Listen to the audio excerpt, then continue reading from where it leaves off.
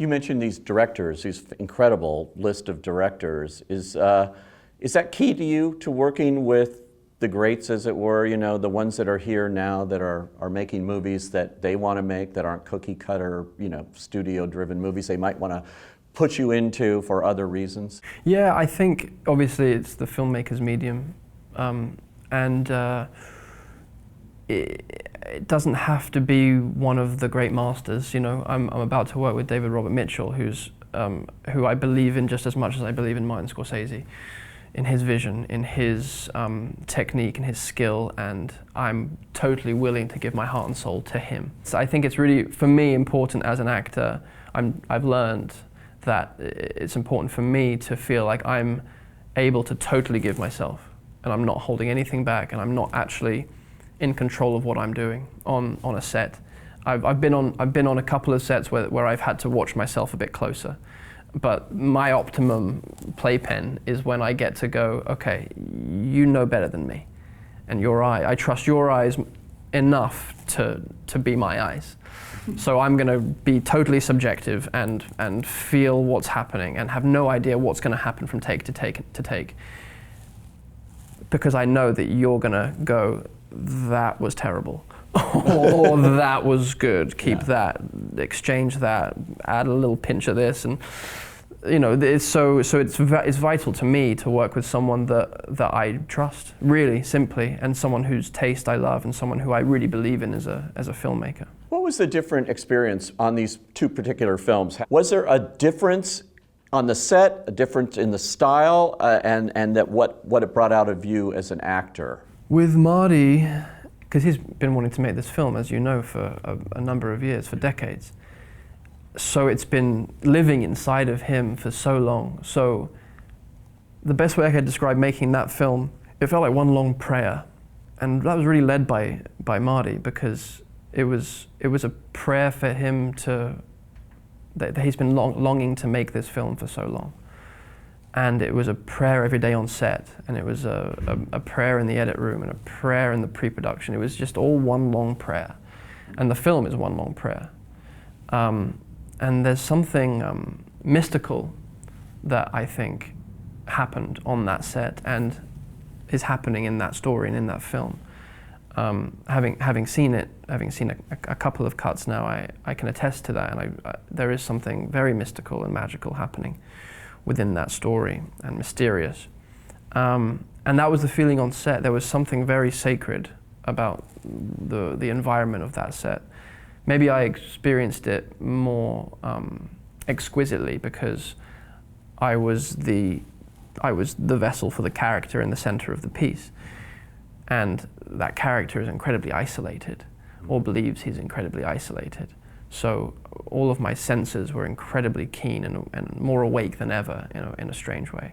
So that's a little snippet of that experience. But then with Mel, it was a much more communal experience, because the experience of the character is very communal. It's a band of brothers, even though there is ostracization, and I feel I'm kind of exiled and kept on the outside for a portion of the film. Ultimately, it's about brotherhood, and it's about how we need each other, and how everyone's gifts and talents are needed in order for a tribe, community, village, city, country to thrive. And to get anything of any worth done, every single human being and their specific gifts are needed. So there was something, I felt much more connected to everyone on set during that experience. And you're playing a real life person here, but you didn't get a chance to meet him, obviously. And so what, in terms of the actor's process here, did you do to really, how did you approach playing him? Did you try to look at a lot of film and say, I'm going to be like that, or what did you look for? There was a really profound moment, because as part of my prep, I went to the town where he eventually retired.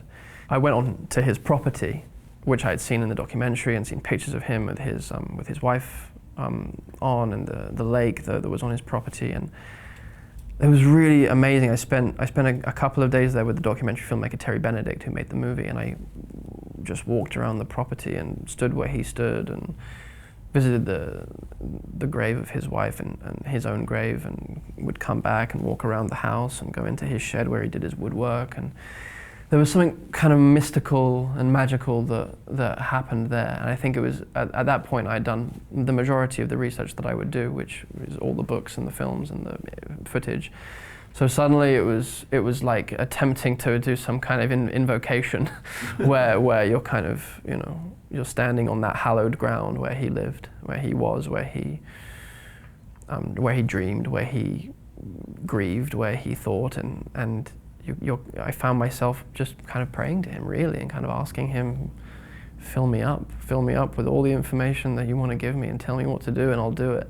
You know, it's that there's something mysterious that you get to play with when you're an actor and when you're a creative person. You get to with many different attempts to get into the gold of the alchemical process. You know, it is really mysterious, and I really found that to be quite a beautiful aspect of my prep. It definitely felt like a ritual, like a pilgrimage, and it felt very, very meaningful to do that, even though it was kind of intangible. That I think something happened, being just in the energy that he had left on his own land.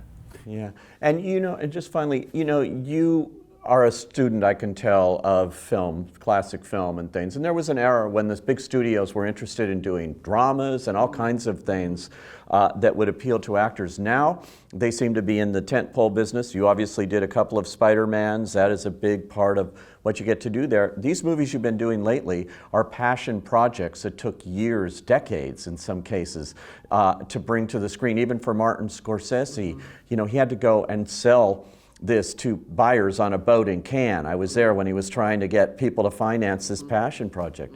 If you don't have that, if you don't have an actor who says, I'm going to do this, or a director that says, I'm going to do this, basically it will be kind of cookie cutter popcorn entertainment that the studios want to turn out now. And it didn't always used to be that way. So how do you control a career like that and do the things you want to do? The world needs the passion projects. A film-going audience is so hungry, I believe, for films like Hacksaw Ridge and films like Silence.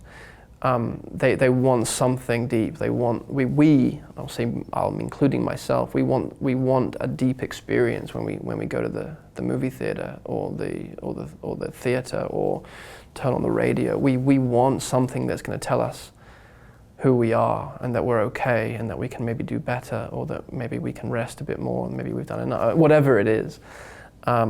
So, you know, I hope that I can devote my life to that.